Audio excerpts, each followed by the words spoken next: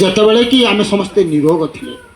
ନିରୋଗ ରହିବାର କାରଣ ହେଉଛି ଏଇଆ ଯେ ଆମେ ଏଇଭଳି ଅପମିଶ୍ରିତ ଖାଦ୍ୟ କେବେ ଗ୍ରହଣ କରିନଥିଲେ।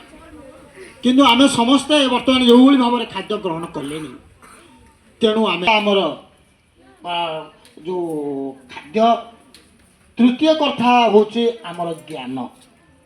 ପିଲାମାନେ ଆମେ ସମସ୍ତେ ସବୁବେଳେ ମନେ ରଖିବା ପାଠ ପଢ଼ିବା ପାଇଁ।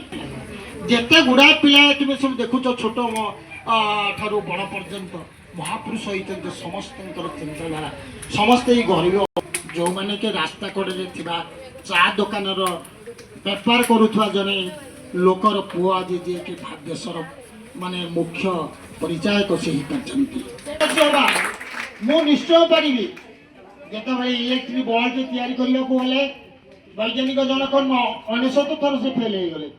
ଯେତେବେଳେ ନିଆଁ ଲାଗିକି ପୋଡ଼ିଗଲା ସମସ୍ତେ ହସିଲେ ଯେ ଏତେ ଦୀର୍ଘ ସମୟ ଧରି ସାଧନା କଲେ, ଶେଷରେ ତାଙ୍କର। ଆମ ଅଞ୍ଚଳରେ ଥିବା ସମସ୍ତ ପିଲାମାନଙ୍କୁ ବିଦ୍ୟାଳୟ ସହ ଯୋଡ଼ି ରଖିବୁ ଏବଂ ଆମ ଅଞ୍ଚଳରେ ଘଟୁଥିବା ସମସ୍ତ ବାଲ୍ୟ ବିବାହ ଏବଂ ଶିଶୁ ଶ୍ରମିକକୁ ସମ୍ପୂର୍ଣ୍ଣ ଭାବରେ ବିରୋଧ କରିବୁ।